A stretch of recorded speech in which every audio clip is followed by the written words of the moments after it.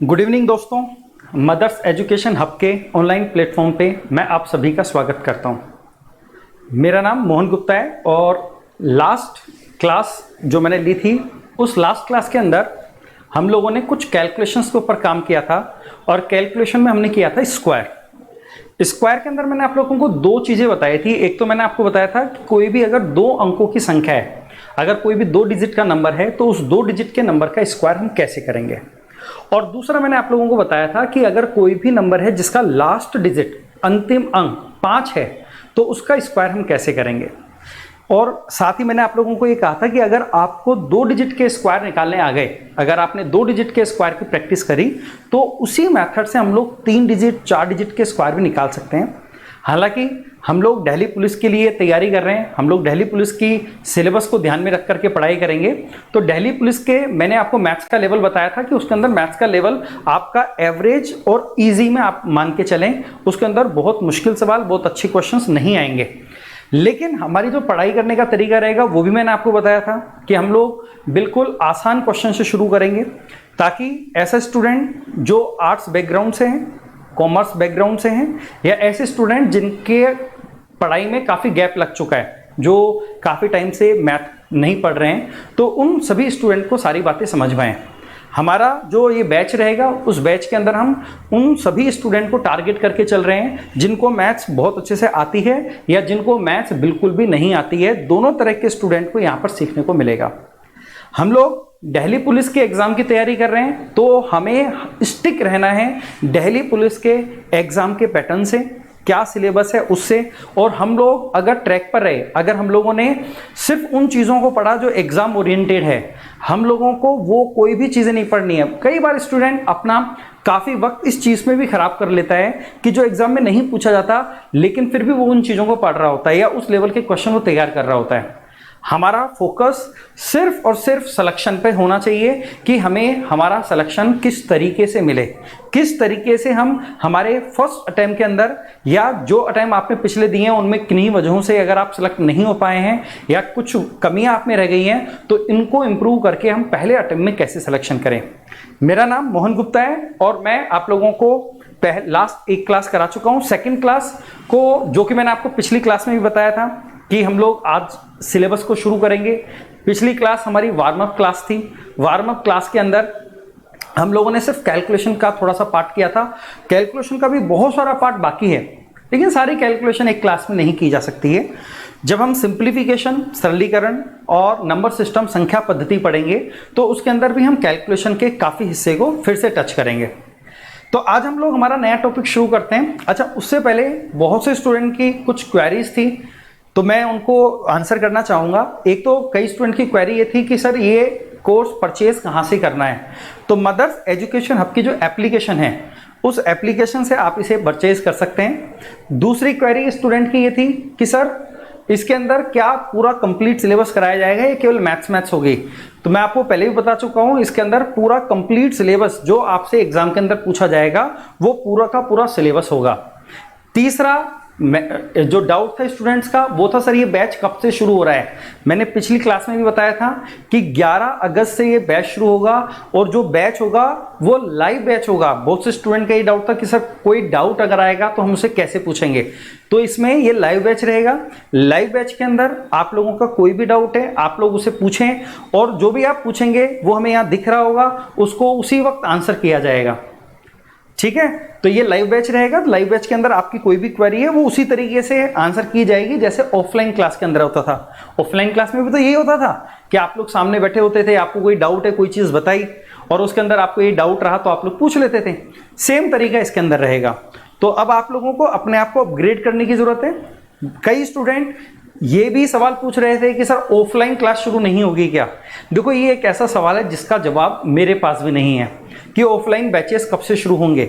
Offline batches जब तक ये कोरोना की स्थिति कंट्रोल में नहीं आती है, जब तक केसेस डिक्रीज होना शुरू नहीं होते हैं, तब तक ये कहना थोड़ा मुश्किल है कि कब से कोचिंग्स, स्कूल्स और कॉलेजेस ओपन होंगे। तो आप लोग अपने आप को चेंज करें, ऑफलाइन से ऑनलाइन मोड पे लेके जाएं। और वैसे भी ऑनलाइन जो कोर्स होता है वो आपके लिए काफ़ी बेनिफिशियल होता है। एक स्टूडेंट के लिए केवल फीस ही एकमात्र खर्चा नहीं होती है। एक स्टूडेंट जब गांव से यहाँ जयपुर पढ़ाई करने के लिए आता है या किसी दूसरे शहर पढ़ने के लिए आता है तो उसके साथ उसके कई खर्चे शुरू हो जाते हैं। उसका मकान जहाँ वो कमरा लेता है उस कमरे का किराया शुरू हो जाता है, वो जो खाता पीता है उस खाने पीने का खर्चा शुरू हो जाता है, जब वो बाहर रहता है तो उसके ट्रैवल करने का खर्चा, कोचिंग आना जाना, उसका खर्चा शुरू हो जाता है। और उसके अलावा जो आपकी फीस होती थी वो फीस भी ऑफलाइन बैचेस की ज़्यादा होती थी ऑनलाइन बैचेस के कंपैरिजन में। ऑनलाइन बैचेस की फीस ऑफलाइन के कंपैरिजन बहुत सस्ता होता है। तो ये सारे फायदे आप लोगों के लिए हैं। आप लोग जहां पर भी हैं वहां पर सेफ रह करके और अच्छे से पढ़ाई कर सकते हैं। और एक डाउट और था स्टूडेंट्स का कि सर जो ये लाइव बैचेस रहेंगे, अगर मैं किसी वजह से वो क्लास नहीं ले पाया तो क्या होगा? तो वो आपके पास सेव रहेंगे, आप उन वीडियो को बाद में भी देख सकते हो, वो एप्लीकेशन में आपके पास ही रहेंगे। तो मेरे ख्याल में जितने स्टूडेंट्स के डाउट थे वो सारे मैंने आंसर कर दिए हैं। फिर भी किसी को कोई डाउट हो तो वो मदर्स एजुकेशन हब का जो ऑफिशियल नंबर है जो आप सभी के पास होगा, एप्लीकेशन में भी है, उसमें आप कॉन्टैक्ट करके आप डाउट को पूछ सकते हैं। तो जैसा कि लास्ट क्लास में मैंने आपको बताया था कि हम लोग आज एक टॉपिक शुरू करेंगे और सबसे पहला टॉपिक, क्योंकि आपका मेजर पार्ट जो है वो अरिथमेटिक अंकगणित से आने वाला है, मैक्सिमम क्वेश्चन आपके अरिथमेटिक अंकगणित के होंगे, तो हम लोग अंकगणित का बेहद इंपॉर्टेंट टॉपिक प्रतिशत, परसेंटेज को आज शुरू कर रहे हैं। प्रतिशत,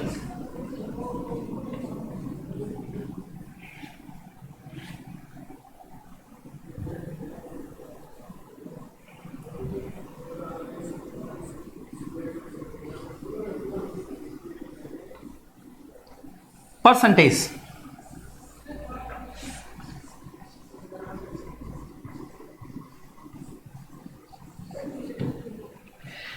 प्रतिशत, परसेंटेज टॉपिक सिर्फ एक टॉपिक की तरह नहीं, एक कॉन्सेप्ट की तरह हमें समझना है।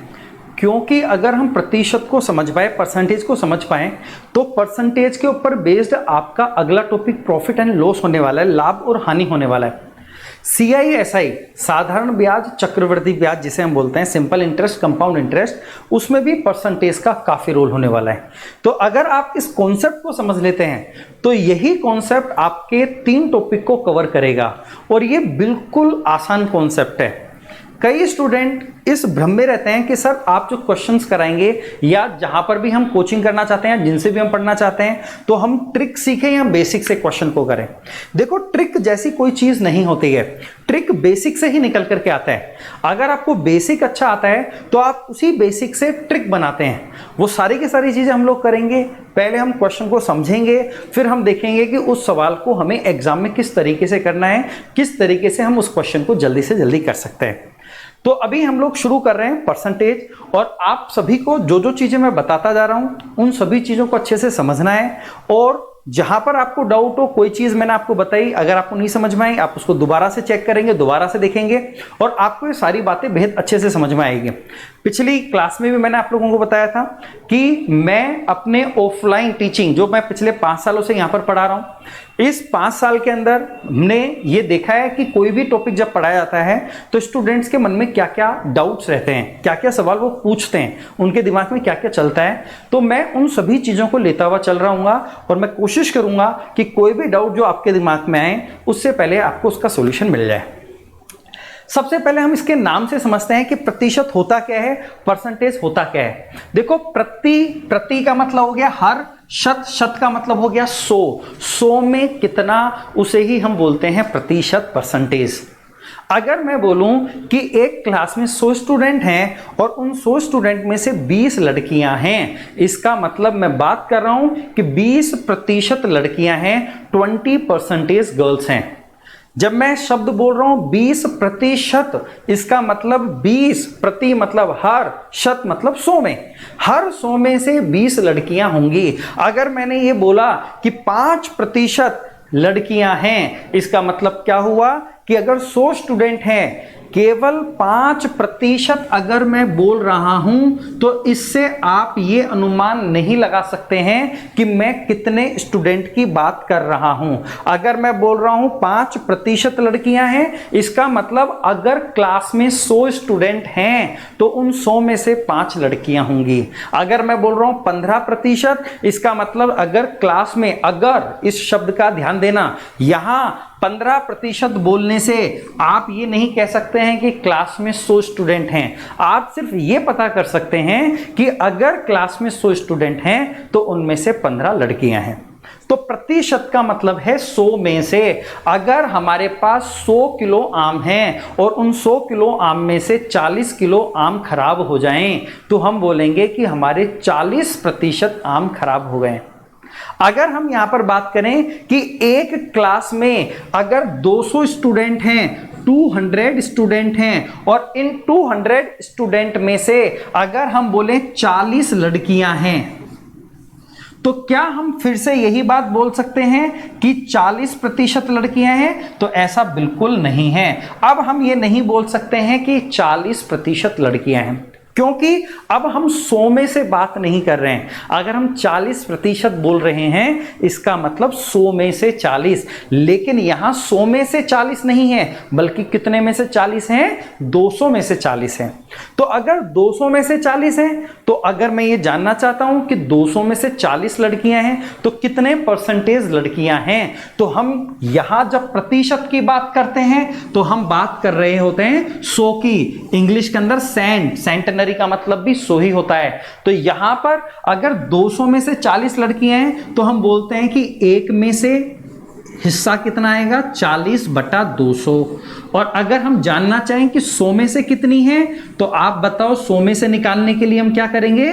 40/200 गुना 100। 2 जीरो से 2 जीरो कट जाएंगी, 40 को 2 से काटेंगे कितनी बार? 20 बार। तो हम यहां बोलेंगे कि कितने प्रतिशत लड़कियां हैं? 20% लड़कियां हैं। यहां ध्यान देने वाली बात यह है, ये बेहद आसान सी चीज है जो मैक्सिमम स्टूडेंट को आती है। मैं यहां आपको समझाना यह चाह रहा हूं कि ये क्या है। ये हमने 100 से मल्टीप्लाई क्यों किया है? जब भी हमें प्रतिशत लगाना होता है, 40 लड़कियां हैं, 200 में से कितने प्रतिशत है, प्रतिशत लगाना है, परसेंटेज चाहिए, तो हम परसेंटेज लगाने के लिए 100 से मल्टीप्लाई करेंगे। 100 से मल्टीप्लाई करेंगे तो हम ये बोलेंगे कि हमारे पास क्लास में कितने परसेंटेज लड़कियां हैं? 20% गर्ल्स हैं। तो जब भी हमें प्रतिशत लगाना होता है, ये जो हमने कैलकुलेशन की है ये आप बचपन से करते आ रहे हैं। तो जिनको ये बात नहीं पता थी कि हम ऐसा क्यों करते हैं, तो उसकी वजह है कि प्रतिशत का बेस जो होता है, परसेंटेज का बेस जो होता है वो 100 होता है। इसका मतलब जब भी हमें परसेंटेज लगाना होगा तो लगाने के लिए हम हमेशा 100 से मल्टीप्लाई करेंगे, और इसका उल्टा अगर हमें परसेंटेज हटाना होगा तो हटाने के लिए हम लोग क्या करेंगे? 100 से डिवाइड करेंगे, उल्टा करना पड़ेगा। अगर लगाने के लिए मल्टीप्लाई किया है, गुणा किया है, तो आप बताओ हटाने के लिए हम क्या करेंगे? उल्टा करेंगे। उल्टा क्या होगा? भाग देंगे। तो जब भी हमें परसेंटेज लगाना है तो लगाने के लिए हम 100 से मल्टीप्लाई करेंगे, हटाने के लिए हम 100 से भाग देंगे। इस बात को मैं फिर से समझा रहा हूं, इसको हम मिटाते हैं और कुछ हम फ्रैक्शंस और देखते हैं कि कैसे हम फ्रैक्शन को परसेंटेज में बदलते हैं और परसेंटेज को फ्रैक्शन में, भिन्न को प्रतिशत में, प्रतिशत को भिन्न में। देखो एक एग्जांपल लेते हैं। अगर मैंने यहां लिखा 1/5, इसका मतलब 5 में से 1। अगर मुझे इसे भिन्न को प्रतिशत में बदलना है, अभी अभी मैंने आपको बताया था कि अगर हमें परसेंटेज लगाना है तो लगाने के लिए हम 100 से मल्टीप्लाई करेंगे। आप इसको 100 से मल्टीप्लाई कर दो। अगर 100 से मल्टीप्लाई कर देंगे तो 5 से कटेगा 20 बार, कितना आ गया हमारे पास? 20%। इसका मतलब मैं ये कह सकता हूं कि 1/5 को परसेंटेज के अंदर हम क्या बोल सकते हैं? 20%, 20%। कभी भी फ्रैक्शन को, भिन्न को प्रतिशत में बदलना है तो हम उसके लिए 100 से मल्टीप्लाई करेंगे। कोई भी अगर हम परसेंटेज दें, फ्रैक्शन ले, भिन्न ले, जैसे मैंने यहां पर लिया 1/2, आपको इसको प्रतिशत में बदलना है। अगर परसेंटेज में बदलना है तो आप 100 से मल्टीप्लाई कर देंगे, ये क्या बन जाएगा? 50, 2 से कट गया 50 बार, और परसेंटेज, इसका मतलब मैं 50% को क्या लिख सकता हूं, 1/2, या फिर मैं ये बोल सकता हूं कि मैं 1/2 को क्या लिख सकता हूं, 50%। ये हम बिल्कुल बेसिक से शुरुआत कर रहे हैं। बहुत से स्टूडेंट जिनको ये सारी बातें आती हैं तो उनको लग रहा होगा सर ये सारी बातें हमें आती है, नया क्या है वो बताओ। तो नया धीरे धीरे आएगा, बिल्कुल बेसिक से हम शुरुआत कर रहे हैं। लेकिन इस बात को ध्यान रखना कि अगर हम परसेंटेज को फ्रैक्शन में और फ्रैक्शन को परसेंटेज में, भिन्न को प्रतिशत में, प्रतिशत को भिन्न में बदलना सीख गए तो हम बहुत से सवालों को बेहद आसान तरीके से कर पाएंगे। धीरे धीरे उसी तरफ चल रहे हैं। देखो, अगर मैं इसके विपरीत, मैंने यहां पर एक परसेंटेज लिया 16 सही 2/3%, और मुझे इसको भिन्न में बदलना है, फ्रैक्शन में बदलना है, तो हम क्या करेंगे? देखो, अब हम उल्टा काम कर रहे हैं। अब हम परसेंटेज को फ्रैक्शन में, प्रतिशत को भिन्न में बदल रहे हैं। तो अगर प्रतिशत लगाना होता तो गुणा करते, लेकिन अब हटाना है तो हम 100 से क्या देंगे, भाग देंगे। आप मुझे बताओ, सबसे पहले 16 सही 2/3 की अगर हम बात करें तो हम इसे 16 × 48 48, और 2 उसमें जोड़ेंगे 50, और नीचे की तरफ क्या रहेगा, 3। ये एज इट इज आ गया। क्या हम 16 सही 2/3% को ऐसा भी लिख सकते हैं? लेकिन अभी भी प्रतिशत नहीं हटाएं। आप बताओ, प्रतिशत हटाना है तो क्या करना पड़ेगा, 100 का भाग देना पड़ेगा। तो आप 50/3, अगर हम इसमें 100 का भाग देना चाहते हैं, मतलब नीचे की तरफ 100 से गुणा करना है। 50 से कितनी बार कट जाएगा, 2 बार कट जाएगा। 3 दूना 6, तो हमारे पास ये फ्रैक्शन क्या बन गया, आ गई है, 1/6 आ गई है। इसका मतलब 16 सही 2/3% को हम फ्रैक्शन में क्या बोल सकते हैं, 1/6 बोल सकते हैं। ये सारी बातें कैसे काम में आएंगी, इन सब चीजों को हम समझेंगे। सारे सवालों को, बहुत से क्वेश्चंस को जो दिखने में आप लोगों को लगेंगे कि कितने कैलकुलेटिव हैं, लेकिन उन परसेंटेज को फ्रैक्शन में, प्रतिशत को भिन्न में बदल के हम कितनी आसानी से करेंगे, वो सारी बातें हम लोग देखेंगे। तो यहां पर मैंने आपको कुछ एग्जाम्पल दिए हैं, और कुछ एग्जाम्पल देख करके आपको ये बात समझाई है कि जब भी हमको भिन्न को प्रतिशत में बदलना है तो 100 से गुणा कर दो, और जब भी प्रतिशत को भिन्न में बदलना है तो आप 100 से क्या कर देंगे, डिवाइड कर देंगे। मैं एक और एग्जांपल ले लेता हूं यहां पर। अगर हम लोग यहां पर लें 40%, मैं चाहता हूं कि हम इसको फ्रैक्शन में लिखें, तो आप बताओ, प्रतिशत हटाने के लिए क्या बताया था, 100 का भाग देना है। तो आप यहां पर 40, और अगर इसे 100 से डिवाइड कर दें, 100 से डिवाइड कर दें, तो ये 0 से 0 कट गया, 2 से ऊपर 2 बार कटेगा, 2 से नीचे 5 बार कटेगा, तो कितना आ गया, ये 2/5। इसका मतलब 40% को हम भिन्न में क्या लिख सकते हैं, 2/5। देखो, मैं आप लोगों को अब कुछ प्रतिशत के फ्रैक्शन क्या होते हैं, परसेंटेज के फ्रैक्शंस भिन्न क्या होते हैं, वो मैं आप लोगों को लिखाने वाला हूं। लेकिन उसको लिखाने से पहले मैंने आपको ये समझाया है कि वो आए कैसे हैं, वो बने कहां से हैं। तो जब मैं 16 सही 2/3% की बात करूंगा, 16 and 2/3% की बात करूंगा, तो मैं डायरेक्ट ये बोल सकता हूं कि 16 and 2/3% को हम फ्रैक्शन में क्या लिख सकते हैं, 1/6 लिख सकते हैं। तो मैं कुछ परसेंटेज को फ्रैक्शन में क्या क्या लिखते हैं वो मैं आपको बताऊंगा, लेकिन वो आए कहां से हैं वो मैंने इन 4 एग्जाम्पल से आपको समझाया। उसको यूज कैसे करेंगे वो भी मैं आप लोगों को समझाऊंगा। देखो, मैं इसको मिटा देता हूं।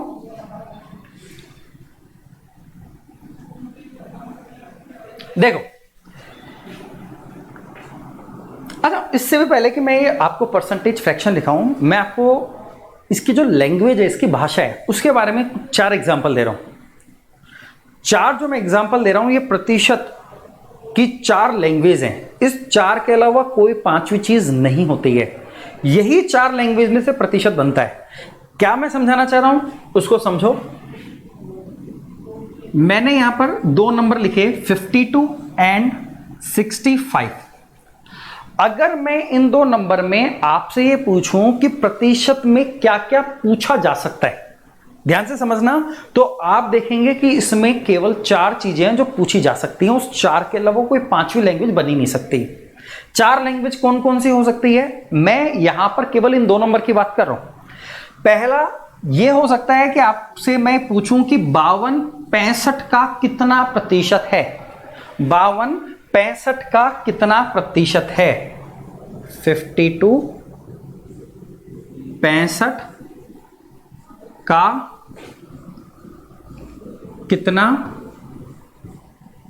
प्रतिशत है। पहला क्वेश्चन मैं आपसे ये पूछ सकता हूं। दूसरा क्वेश्चन क्या पूछ सकता हूं इसमें, मैं आपसे उल्टा पूछ सकता हूं।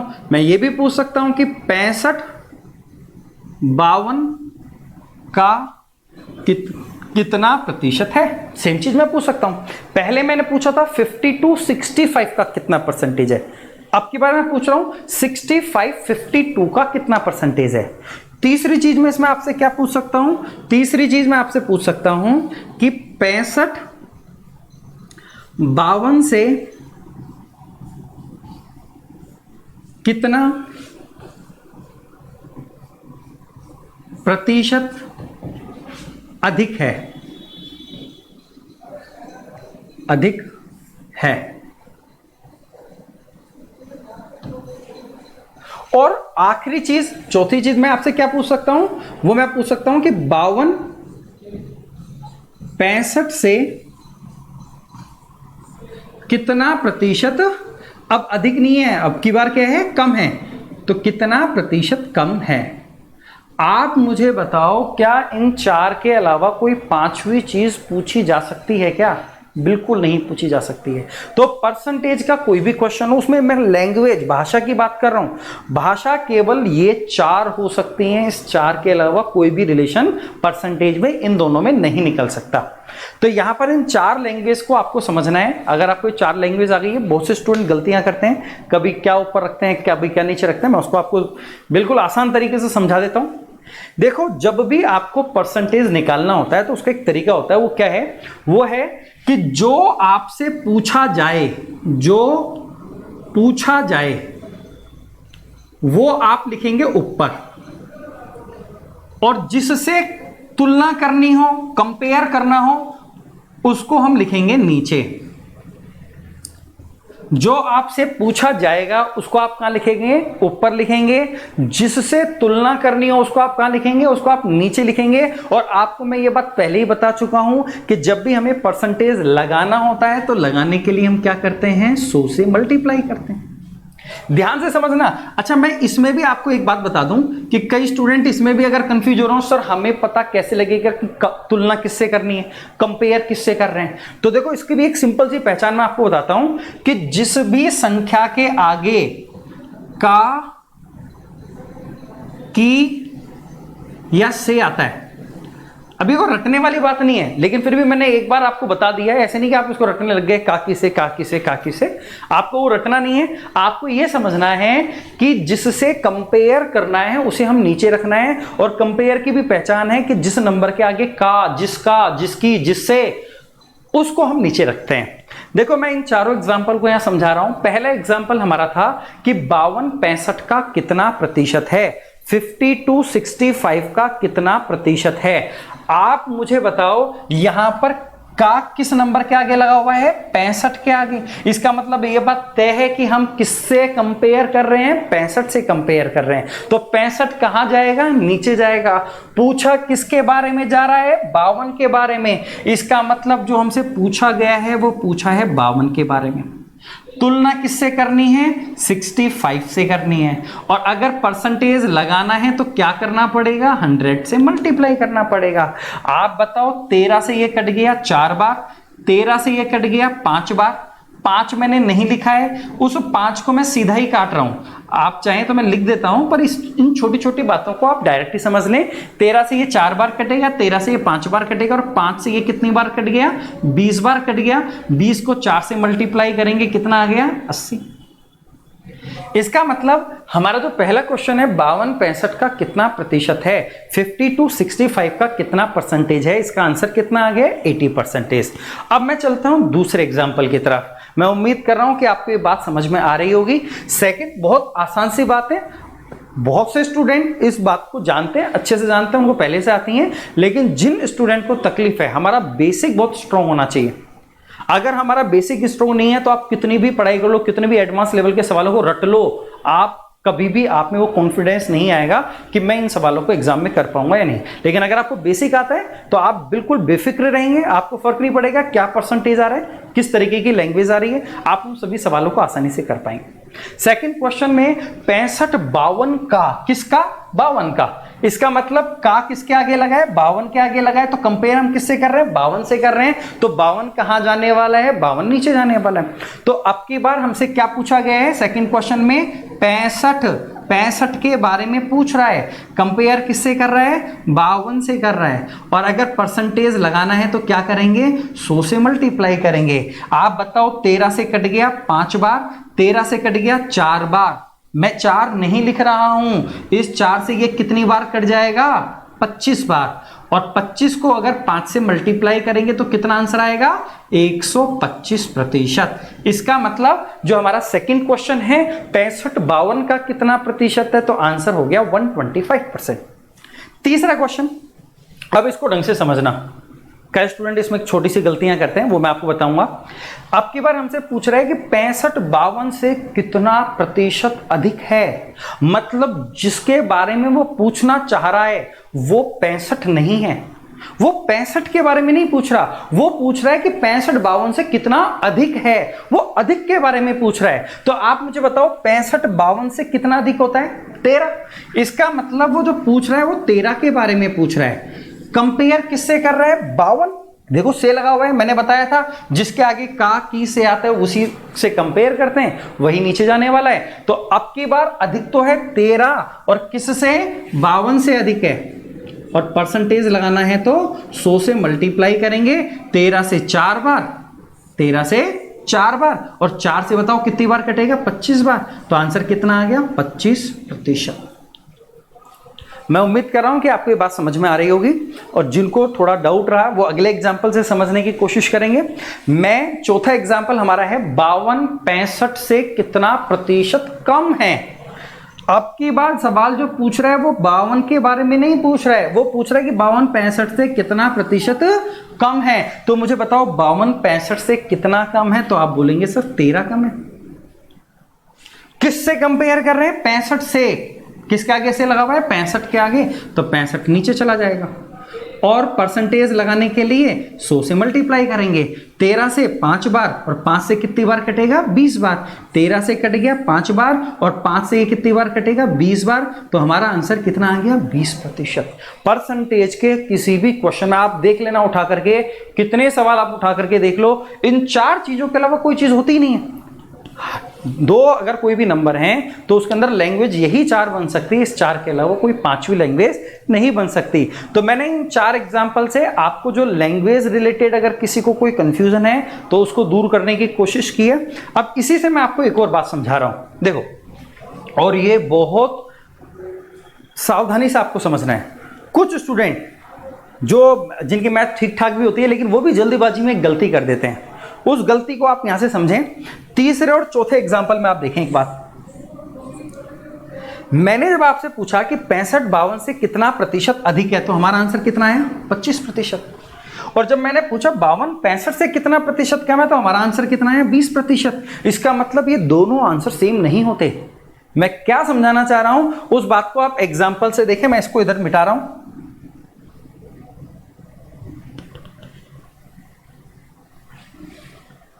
देखो, कई बार ये कोई 2 संख्या, ये a है और ये b है।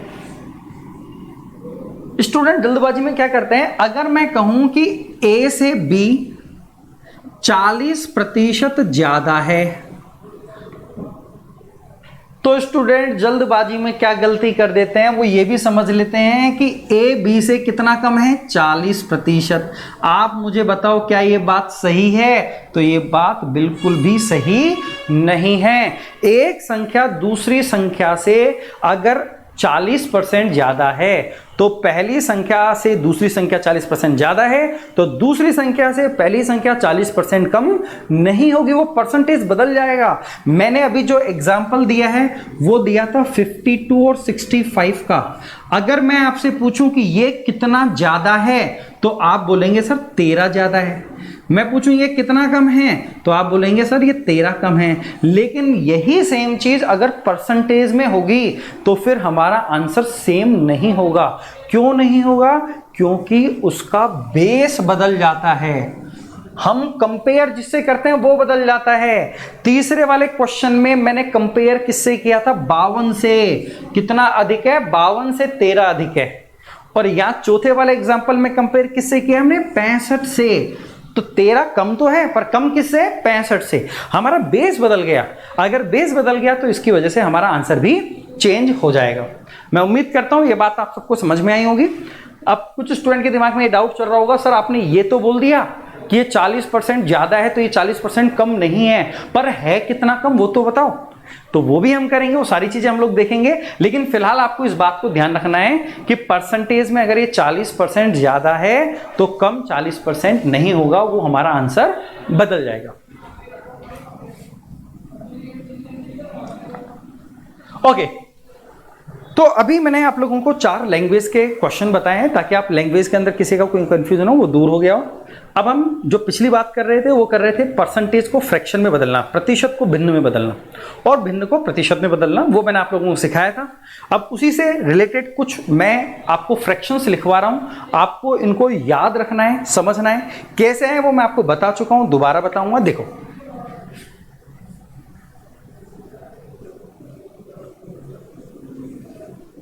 एक बटा 2, ये जो फ्रैक्शन है उसको हम परसेंटेज में लिखते हैं 50%। 1/3 को हम फ्रैक्शन में लिखते हैं 33 एंड 1/3%। 1/4 को हम लिखते हैं 25%। 1/5 को हम लिखते हैं 20%। देखो, हम लोग जो तैयारी कर रहे हैं वो हम दिल्ली पुलिस की कर रहे हैं। जितना मैंने बता दिया उतना अगर आप लोगों ने पढ़ लिया तो मैं ये नहीं कहूंगा कि आप सारे क्वेश्चन करेंगे, मैं खुद नहीं बोलूंगा। आप एक काम करना, पिछले सालों में आए हुए सवाल उठा करके देखना कि क्या आपसे वो सवाल हो रहे हैं या नहीं हो रहे हैं।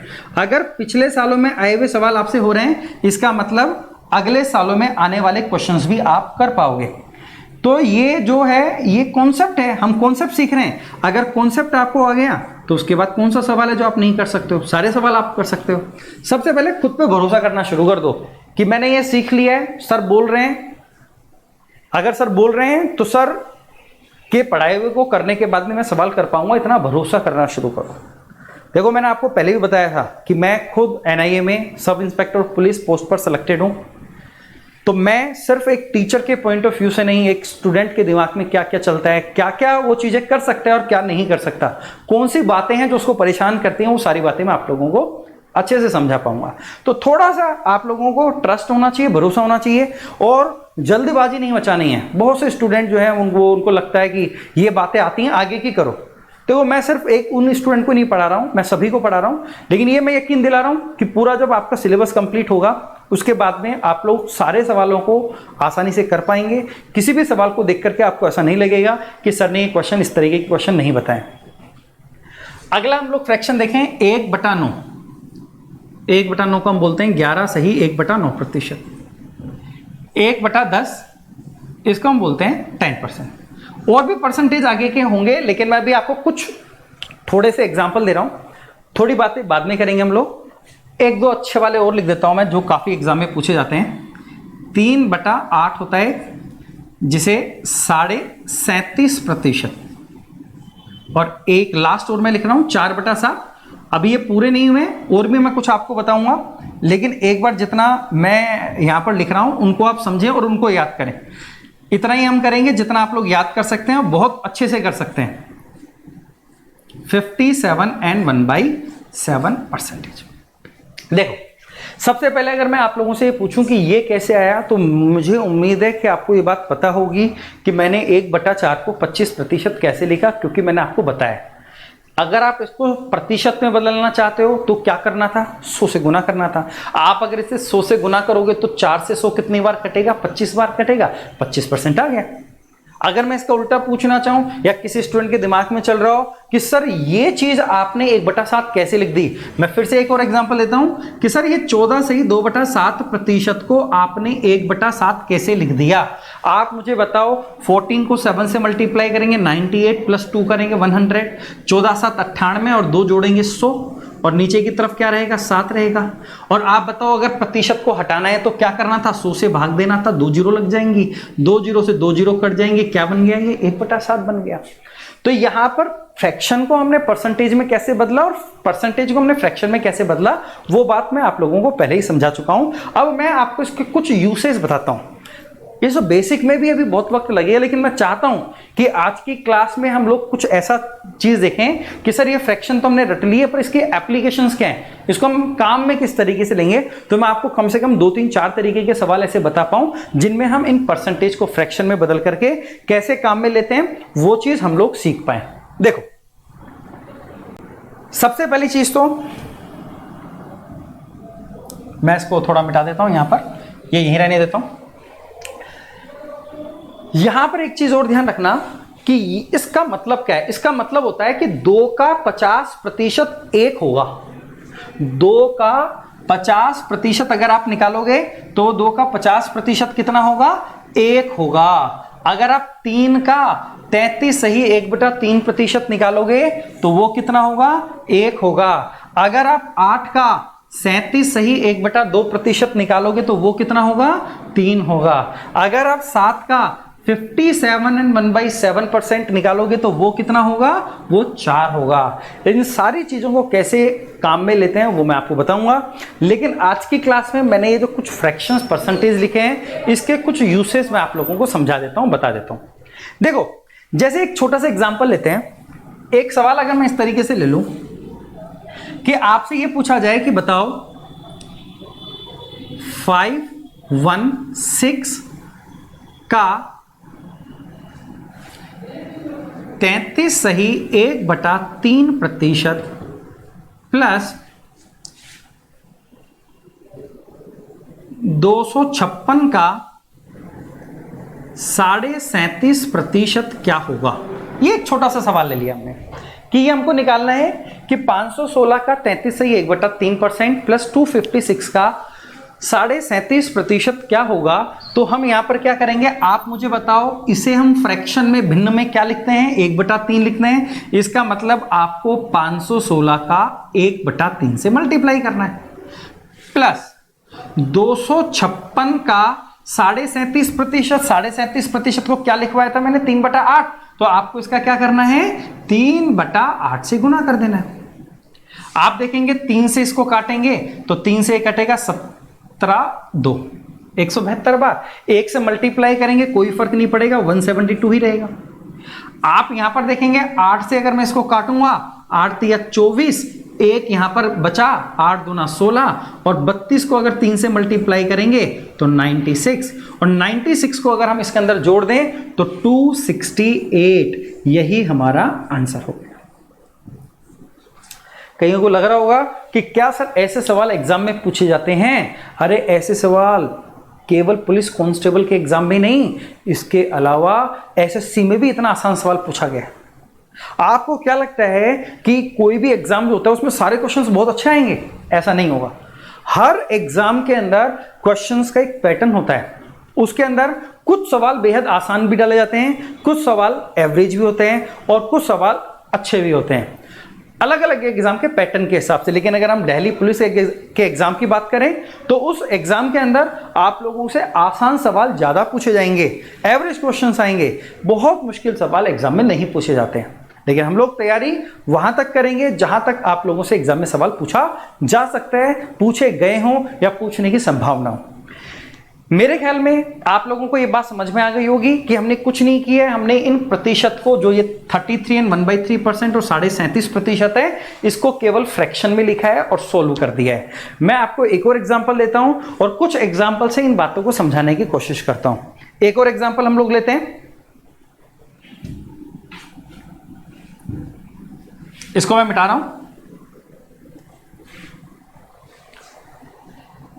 देखो यहां पर अगर हम लोग बात करें, एक एग्जांपल इसी तरीके का ले रहे हैं। अगर आपसे क्वेश्चन पूछा जाए कि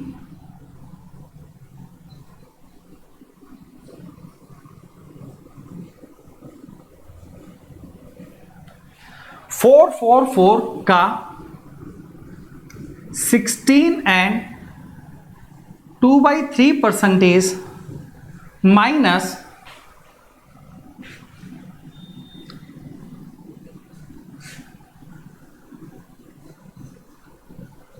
245 का 57 and 1/7% क्या होगा? यहां पर आंसर जो आएगा वो आपका नेगेटिव में आएगा, क्योंकि मैं छोटी संख्या में से बड़ी संख्या घटा रहा हूं। खैर, इसको सोल्व करते हैं और देखते हैं। देखो यहां पर मैंने 16 से ही 2/3% लिया है। 16 से ही 2/3% को हम फ्रैक्शन में क्या लिखते हैं? 1/6 लिखते हैं। किसका निकालना है आपको? 444 का निकालना है। यहां पर 57 and 1/7%, 57 से ही 1/7% को मैंने आपको बताया क्या लिखते हैं? 4/7 लिखते हैं। तो आप यहां पर 245 और इसे हम क्या लिख देंगे? 4/7 लिख देंगे। और बीच में साइन किसका है? माइनस का है। आप इसको 6 से काटेंगे तो 7 6 42, 2 बचेगा, 6 चौका 24। और यहां पर आप देखेंगे 7 से इसको काटेंगे, 7 तिया 21, 3 बचेगा, 7 पंजे 35। और 35 को 4 से गुना करेंगे कितना आएगा? 140। आप मुझे बताओ, बीच में साइन माइनस का है, तो 74 में से अगर हम 140 को घटाएं तो क्योंकि हम छोटी संख्या में से बड़ी को घटा रहे हैं तो आंसर किस में आएगा? माइनस में आएगा। और अगर मैं इन दोनों का डिफरेंस देखूं तो डिफरेंस कितने का है? ये 66 का है। तो यहां पर हमारा आंसर कितना आ गया? माइनस में 66 -66, ये हमारा आंसर हो गया। देखो आज की क्लास के लिए मेरे को और भी बातें बतानी है, लेकिन टाइम पूरा हो रहा है। आज हम क्लास को इतना ही करेंगे, आगे की चीजें कंटिन्यू करेंगे। लेकिन जो ये मैंने परसेंटेज और फ्रैक्शन लिखाए हैं, ये आप लोगों को कंठस्थ याद करने हैं। मैं आपको कुछ और परसेंटेज और कुछ और फ्रैक्शंस भी लिखवाऊंगा, लेकिन फिलहाल आप लोगों को मैंने जितना बताया, कम बताया, उतना आप लोग याद रखें, कंठस्थ याद रखें। इसको हम कैसे यूज करेंगे?